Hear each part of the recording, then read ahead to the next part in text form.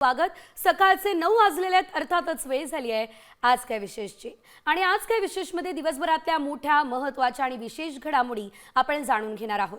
पहिली बातमी निश्चितच महत्त्वाची आहे, कारण इराण इस्रायल या युद्धासंदर्भातली ही बातमी आहे। या संदर्भातले अपडेट जाणून घेणार आहे। 12 युद्धविराम झाल्याची घोषणा आता अमेरिकेचे राष्ट्राध्यक्ष डोनाल्ड ट्रम्प यांनी केलेली आहे। मात्र इराणने त्याला नकार दिल्याचं कळतंय। यामुळे युद्धबंदीवरून एकूणच संभ्रमाचं वातावरण आहे। तर त्याची अपडेट आपण घेणार आहोत। दुसरी बातमी आहे राज्याच्या राजकारणातली। तर शरद पवार आणि अजित पवार यांची प्रतिष्ठा आज पणाला लागलेली आहे।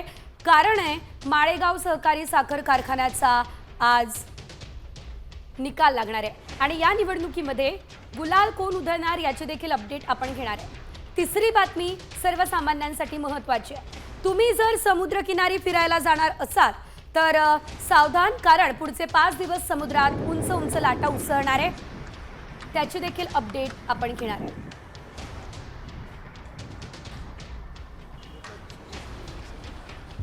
तर या तीनही बातम्या ज्या आहेत त्या सविस्तर आपण जाणून घेणार आहोत आज काय विशेषमध्ये।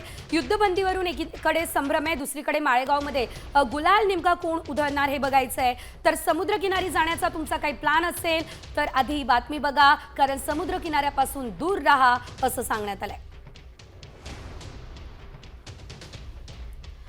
सुरुवातीला बातमी मोठी आहे। रायगडमध्ये बचाव पथकाची बोटच उलटली आहे। बचाव कार्यादरम्यान ही बोट अनियंत्रित झालेली आहे। सावित्री नदीपात्रामध्ये बोट उलटलेली आहे। सुदैवानं बचाव पथकातले सर्व सदस्य सुखरूप। तर बचाव पथकाचीच बोट उलटलेली आहे। सुदैवानं कोणती जीवितहानी झालेली नाहीये। या दरम्यान आपण पाहू शकतो कशा प्रकारे ही बोट उलटलेली आहे। बोट अनियंत्रित झाली आणि त्यामुळे ही बोट उलटलेली आहे। सुदैवानं हे सर्व जे बचाव पथकातले कार्यकर्ते होते ते सगळे सुखरूप आहेत।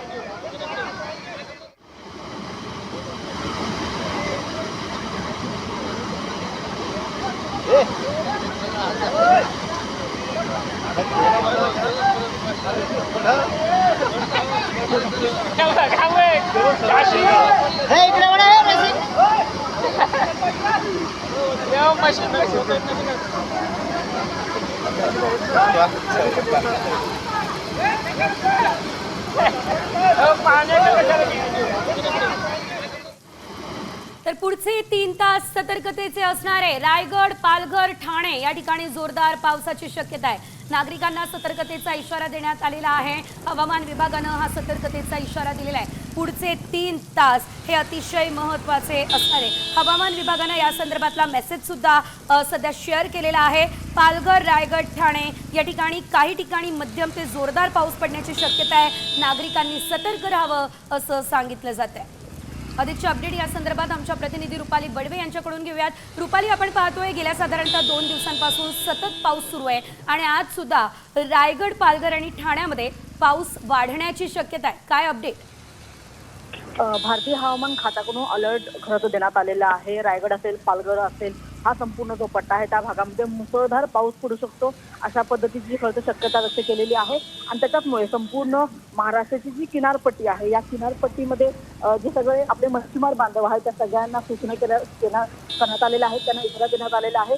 कोणत्याही मच्छीमारांनी समुद्रामध्ये थोडी खरं तर न्यायच्या नाहीयेत, उतरवायच्या नाहीयेत अशा पद्धतीचा त्यांना सूचना देण्यात आलेल्या आहेत। त्याच्यासोबतच राज्यामध्ये पुढील 24 तासामध्ये रायगड, रत्नागिरी, सिंधुदुर्ग, पालघर या पट्ट्यामध्ये ऑरेंज अलर्ट जारी करण्यात आलेला आहे आणि त्याच्यामुळे मुसळधार पावसाची निश्चितच धन्यवाद रुपाली दिलेल्या सर्व सविस्तर अपडेटसाठी। पुढे देखील माहिती घेत राहू।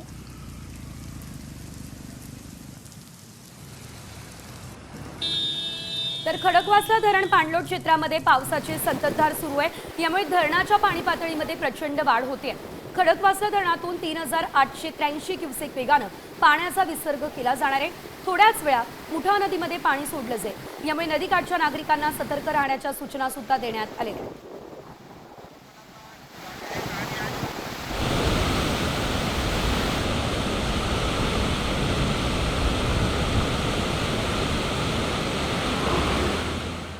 पुढची महत्त्वाची बातमी आपण पाहतोय नाशिकमधून, कारण नाशिकमध्ये सलग 6व्या दिवशी गोदावरीची पूर परिस्थिती कायम आहे। दुतोंड्या मारुतीच्या कमरेपर्यंत गोदावरीच्या पुराचं पाणी आलंय। रामकुंड आणि गोदाघाटाचा परिसर पुराच्या पाण्याखाली गेलाय। गोदा घाटावरील अनेक मंदिरांना पुराच्या पाण्याचा वेढा आहे, तर अनेक लहान मंदिरं पुराच्या पाण्याखाली गेलेली आहेत.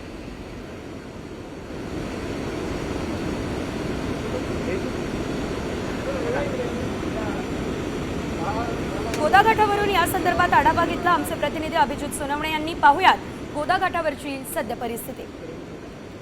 सलग 6व्या दिवशी नाशिकमध्ये गोदावरीची पूर परिस्थिती कायम आहे. मी आत्ता रामकुंड गोदा घाटाच्या परिसरामध्ये आहे. आत्ताची ही दृश्य जर आपण बघितली तर संपूर्ण रामकुंड आणि गोदा घाटाचा परिसर पूर्णपणे पाण्याच्या खाली गेलेला आपल्याला या दृश्यांमध्ये बघायला मिळेल. 6 दिवसांपासून या ठिकाणी अशीच परिस्थिती आहे. गंगापूर धरणातून 6000पेक्षा जास्त क्युसेक वेगानं गोदावरी नदीपात्रामध्ये पाणी सोडलं जात आहे आणि परिणामी संपूर्ण रामकुंड आणि गोदा घाटाचा परिसर पाण्याखाली गेल्याचं आपल्याला बघायला मिळेल. जी मोठी मंदिरं आहेत या सगळ्या परिसरातली त्या मंदिरांना पुराच्या पाण्याचा वेढा पडलेला आहे, तर जी छोटी मंदिरं आहेत ती छोटी मंदिरं पूर्णपणे गोदावरीच्या पुराच्या पाण्याखाली गेलेली आपल्याला बघायला मिळतील. खरं तर हा सगळा जो परिसर आहे तो पूर्णपणे गोदावरीच्या पाण्याने व्यापून गेलेला बघायला मिळेल. कॅमेरामॅन प्रवीण काळबांडेसह अभिजित सोनवणे, साम टीव्ही, नाशिक. तर आजपासून 28 जूनपर्यंत सलग 5 दिवस समुद्राला उधाण असणार आहे. समुद्रात 3.5 मीटरहून अधिक उंचीच्या लाटा उसळणार आहे. यामध्ये 26 जून रोजी सर्वात जास्त अर्थातच 4.75 मीटर उंचीच्या लाटा उसळतील. यामुळे मोठ्या भरतीच्या वेळी नागरिकांनी समुद्रकिनारी जाऊ नये हे आवाहन प्रशासनानं केलंय. विशेष करून मोठ्या भरतीवेळी मुसळधार पाऊस झाला तर मुंबईच्या सखल भागामध्ये पाणी साचण्याची ही शक्यता आहे आणि त्यामुळे समुद्रकिनारी कुणी जाऊ नये हे आवाहन वारंवार केलं जात आहे.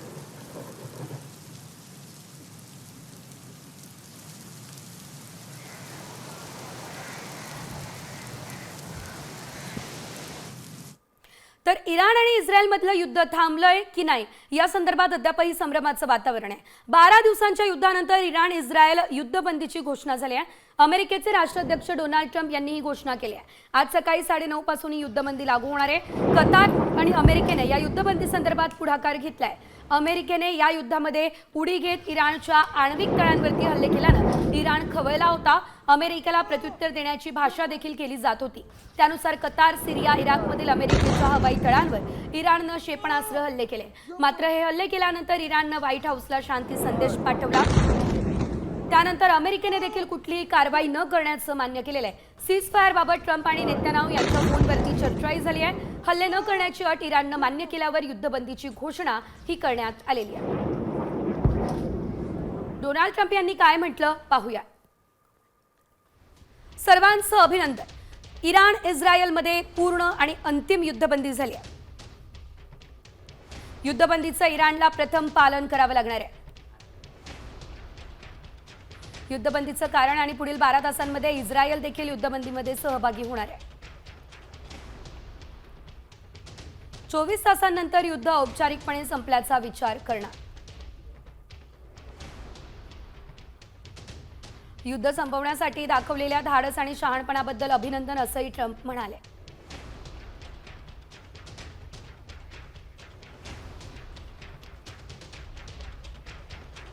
युद्धविरामाच्या घोषणेनंतर इराणकडून पहिली अधिकृत प्रतिक्रिया समोर आली. इराण आणि इस्रायलमध्ये कुठलाही औपचारिक युद्धविरामाचा करार झालेला नाहीये. इस्रायल स्थानिक वेळेनुसार सकाळी 4 वाजेपर्यंत आपले हवाई हल्ले थांबवते, तर तेहरान देखील आपले हल्ले थांबवेल असं इराणनं म्हटलं. इराणच्या या प्रतिक्रियेमुळे ट्रम्प यांनी केलेल्या युद्धविरामाच्या घोषणेबाबत संभ्रमाचं वातावरण आता निर्माण झालेलं आहे.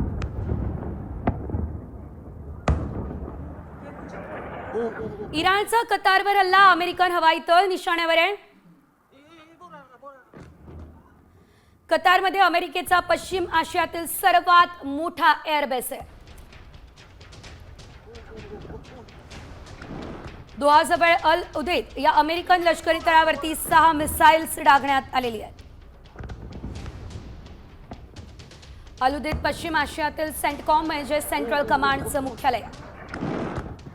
संपूर्ण पश्चिम आशियामध्ये अमेरिकेचे 40,000 सैन्य तैनात आहे.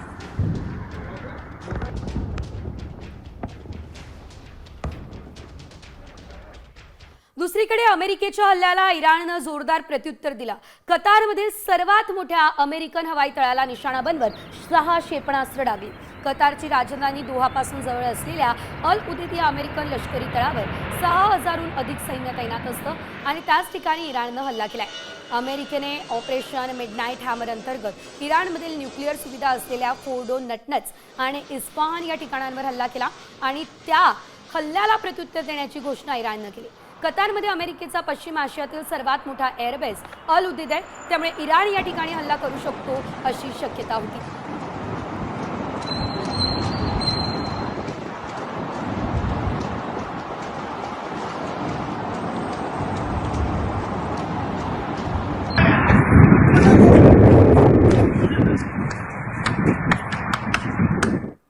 मध्य पूर्वेतील युद्धाच्या परिस्थितीचा विमान सेवेला फटका बसलाय. कतारनं एअरस्पेस बंद केल्यानं एअर इंडिया एक्सप्रेसने कोचीहून दोहाला जाणारं विमान मस्कतला वळवलंय, तर कन्नूरहून येणारं विमान देखील परत पाठवलंय. कतारला जाणारे इतर कोणतेही विमान नसल्याचं एअर इंडियानं म्हटलंय. प्रवासी आणि कर्मचाऱ्यांच्या सुरक्षिततेसाठी आवश्यक ती सर्व खबरदारी घेऊ असं सुद्धा एअर इंडियानं सांगितलंय.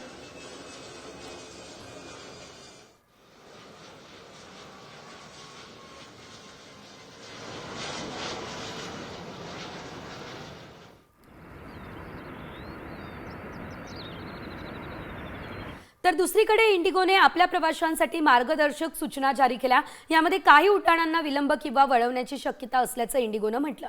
सुरक्षित प्रवासासाठी हे पाऊल उचलल्याचं इंडिगोचं म्हणणं आहे. फ्लाईटची स्थिती नियमितपणे तपासण्याचं आवाहन इंडिगोने प्रवाशांना केलं.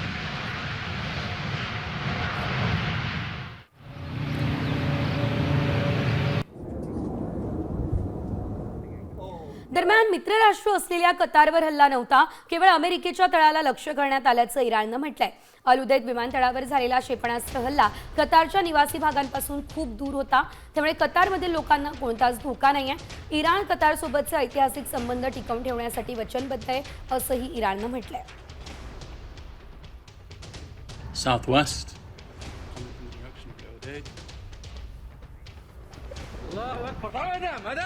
इराणने सोमवारी रात्री कतारमधील अमेरिकेच्या अल उदीद लष्करी तळावर मिसाईल हल्ला केला आणि त्यानंतर परिसरात जबरदस्त गोंधळाची स्थिती झाली. हल्ल्याच्या आवाजानंतर नागरिक घाबरून गेले आणि जीव मुठीत घेऊन सुरक्षित स्थळी पळू लागले. व्हिडिओमध्ये लोकांची घाई, गडबड, गोंधळ आणि वाहनांच्या गोंगाटाचे दृश्य आहेत. काही ठिकाणी लोक दुकानं बंद करताना आणि कुटुंबियांसोबत सुरक्षित ठिकाणी जाताना दिसत आहेत. या हल्ल्यामुळे नागरिकांमध्ये भीतीचं वातावरण निर्माण झालं.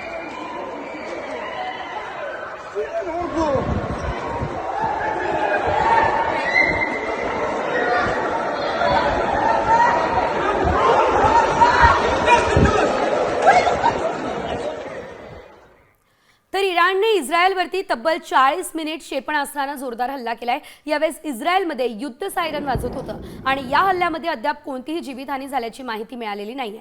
मात्र इराणच्या हल्ल्यानं इस्रायलचं मोठ्या प्रमाणात नुकसान झालं.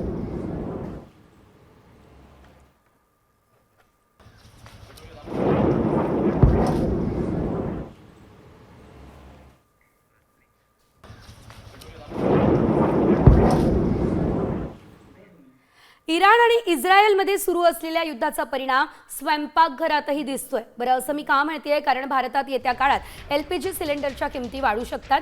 मध्य पूर्वेतील वाढत्या तणावाचा परिणाम सिलेंडरच्या दरांवर दिसतोय, कारण देशातील प्रत्येक 3 LPG सिलेंडरपैकी 2 पश्चिम आशियातून येतात. सध्या देशात केवळ 16 दिवस पुरेल इतकाच स्टॉक शिल्लक आहे. तर सिलेंडरसह जगातील सर्वात मोठ्या तेल उत्पादक प्रदेशातून पुरवठा खंडित होण्याची भीती वाढली आहे. इराण इस्रायल युद्धामुळे गॅस सिलेंडर महागू शकतात. भारतात केवळ 16 दिवस पुरेल इतकाच LPGचा स्टॉक शिल्लक असल्याची माहिती आहे. भारतात एकूण LPG पैकी 66% परदेशातून येतो. त्यापैकी 95% सौदी अरेबिया, UAE आणि कतार सारख्या पश्चिम आशियाई देशांमधून येतो. जगातील सर्वात मोठ्या तेल उत्पादक प्रदेशातून पुरवठा खंडित होण्याची भीती सध्या भारताला आहे.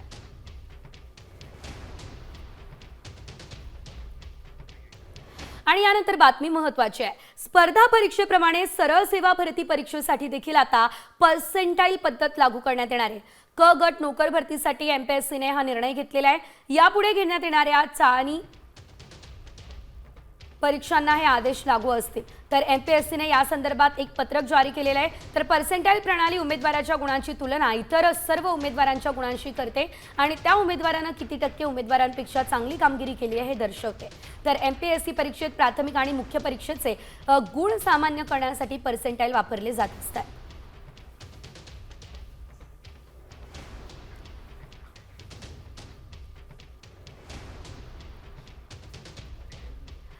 पुढची बातमी जितकी धक्कादायक आहे तितकीच संतापजनक सुद्धा. कारण कमी मार्क्स मिळाल्यानं बापानं थेट आपल्याच मुलीचा जीव घेतला. पाहुयात नेमकं काय घडलं, 60 सेकंदात बातमी. नीट परीक्षेत कमी मार्क मिळाल्यामुळे मुख्याध्यापक वडिलांनी मुलीला बेदम मारहाण केली आणि या मारहाणीमध्ये मुलीचा मृत्यू झाला. सांगलीतील आटपाडी तालुक्यातली ही धक्कादायक घटना आहे. 12वीत शिकणाऱ्या साधनाला नीट परीक्षेत कमी गुण मिळाल्यामुळे माध्यमिक शाळेत मुख्याध्यापक असणारे वडील धोंडीराम भोसले यांनी पोटच्या मुलीला लाकडी खुंट्यानं बेदम मारहाण केली. या मारहाणीमध्ये साधना गंभीर जखमी झाली. तिला रुग्णालयात दाखल करण्यात आलं, मात्र तिचा उपचारादरम्यान मृत्यू झाला. या प्रकरणी वडिलांना पोलिसांनी अटक केली आहे. प्रीती भोसले हिने पोलीस ठाणे आटपाडी येथे तक्रार दिली की तिची मुलीस तिचे पती धोंडीराम भोसले हिने कॉलेजमध्ये टेस्टमध्ये कमी मार्क मिळाल्यामुळे मारहाण केली. त्यानंतर तिला हॉस्पिटलमध्ये उशेपण हॉस्पिटलमध्ये सांगली येथे उपचार कामी दाखल केले. उपचार चालू असताना ते मयत झाले. यामुळे पालकांनी मुलांना जाब विचारताना रागावर नियंत्रण ठेवण्याची नितांत गरज आहे, अन्यथा साधनासारखे हकनाक बळी जातात. आणि यानंतरची बातमी आहे बीडमधून. मस्साजोगचे सरपंच संतोष देशमुख हत्या प्रकरणाची आज बीडच्या जिल्हा आणि विशेष सत्र न्यायालयामध्ये सुनावणी पार पडणार आहे. महत्त्वाचं म्हणजे तर न्यायाधीश रजेवरती असल्यानं सुनावणी पुढे सुद्धा ढकलण्यात आलेली होती. मात्र आता ही सुनावणी पार पडणार असल्याचं कळतंय. एकंदरीत आपण जर बघितलं तर आता आजच्या सुनावणीला विशेष सरकारी वकील उज्ज्वल निकम यांची देखील आपल्याला उपस्थिती बघायला मिळेल. दरम्यान कराडच्या संपत्ती जप्तीबाबत सरकारी पक्षाकडून युक्तिवाद होईल अशी शक्यता आहे आणि त्यामुळे या प्रकरणी आज न्यायालय नेमका काय निकाल देतं हे पाहणं महत्त्वाचं आहे.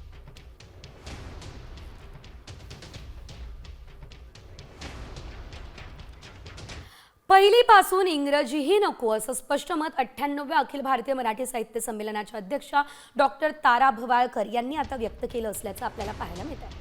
तर पहिलीपासून चौथीपर्यंत आपण फक्त मातृभाषाच शिकवायला हवी. या वयात इतर भाषांचा फारसा संपर्क येऊ दिला नाही तर त्यांची मातृभाषा पक्की होते. मात्र असं न करता या विद्यार्थ्यांवर पहिलीपासून 3 भाषा लादण्याचा निर्णय घेतला जातोय आणि हा जो निर्णय आहे तो पूर्णतः अशैक्षणिक अन्यायकारक आहे असं तारा भवाळकर यांचं म्हणणं आहे.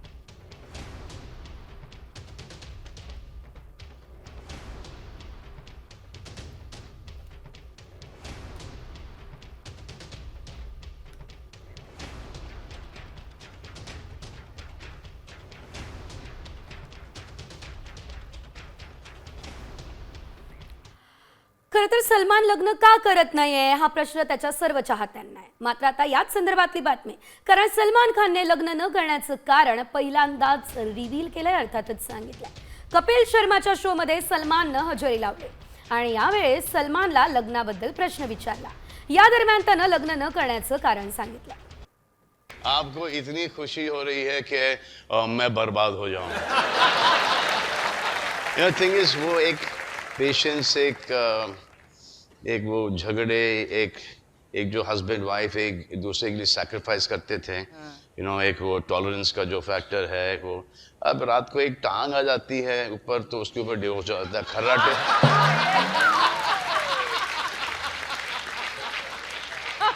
खर्राटे लिए जाते हैं, छोटी सी मिसअंडरस्टैंडिंग पे डिवोर्स हो जाता है और फिर डिवोर्स तो चलो डिवोर्स हो गया, वो आधे पैसे भी लेके चली जाती है. इराणकडून युद्धविरामाला केराची टोपली दाखवण्यात आली आहे. इराणनं इस्रायलवर पुन्हा मिसाईल डागलेली आहे. इराणनं आता तासाभरात 3ऱ्यांदा मिसाईल डागलेली आहे. या संदर्भात अधिकची अपडेट घेऊयात आमचे प्रतिनिधी शिवाजी शिंदे यांच्याकडून. आपण पाहतोय इराणनं तासाभरातच 3ऱ्यांदा मिसाईल डागली. नेमकं काय घडतंय, हे युद्ध थांबलंय की नाही? तासाभरात 3 नव्हे, आता पुन्हा एकदा दक्षिण भिक्षेबा आहेत तिथे सुद्धा मिसाईल टाकली कडून आणि आता तासाभरात 4 ठिकाणी मिसाईल डागले इराणकडून इस्रायलवर. सर्वात मोठी अशी बातमी म्हणावी लागेल. काल ट्रम्पने ज्या पद्धतीने सांगितलं होतं की भारत या पद्धतीने इस्रायल आणि इराण यांच्यात सीज फायर झाला आहे, परंतु अशी कुठलीही गोष्ट आपल्याला दिसत नाहीये. इराण आक्रमक आहे, इराणकडूनही सांगण्यात आलेलं आहे अशी कुठलीही गोष्ट झालेली नाही. जोपर्यंत इस्रायल हल्ले थांबवत नाही तोपर्यंत आम्ही हल्ले करतच राहणार आणि तासात इस्रायलवर 4 मोठे हमले मिसाईल हे इराणने टाकलेले आहेत. त्याच्यामध्ये बिरशेबा, दक्षिण बिरशेबा जो परिसर आहे इस्रायल मधला, तेलवीव शहर आहे आणि एक रहिवासी बिल्डिंग आहे, तिथे ही मिसाईल्स टाकले गेलेले आहेत. त्यामुळे त्या पद्धतीने ट्रम्प यांनी सांगितलं होतं की सीज फायर झाले, अशी कुठलीही आशा दिसत नाही. युद्ध हे सुरूच आहे. इस्रायल आणि इराण यांच्यातला वाद सुरू आहे. युद्ध पुढे चालूच राहील अशी माहिती मिळते. मग ट्रम्प यांनी केलेल्या ट्विटचं नेमकं काय, त्यांनी अभिनंदन केलेलं आहे त्या संदर्भात काय? सेजल, बरोबर आहे. ट्रम्प यांनी जरी ही गोष्ट सांगितली असेल की युद्धविराम झाला आहे, परंतु तशी कुठलीही गोष्ट इराण आणि इस्रायल यांच्याकडून होत नाही. पहिले तू कर असं करून दोघांमध्येही युद्ध सुरू आहे. तुम्ही सीज फायर केलं तर आम्ही करू, इराण असं म्हणतंय आणि इस्रायल ही तेच म्हणतंय तुम्ही जर हल्ले नाही केले तर आम्ही हल्ले थांबवू. दोन्हीकडून अगदीच धन्यवाद तुम्ही दिलेल्या सविस्तर अपडेटसाठी. 3 वेळा मिसाईल टाकलेली आहे आणि आता 3 वेळा नाही तर या क्षणाची अपडेट जर आपण बघितली तर पुन्हा एकदा मिसाईल टाकण्यात आलेली आहे. त्यामुळे ट्रम्प यांनी जो दावा केलाय तो पूर्णतः या ठिकाणी खोटा ठरलाय.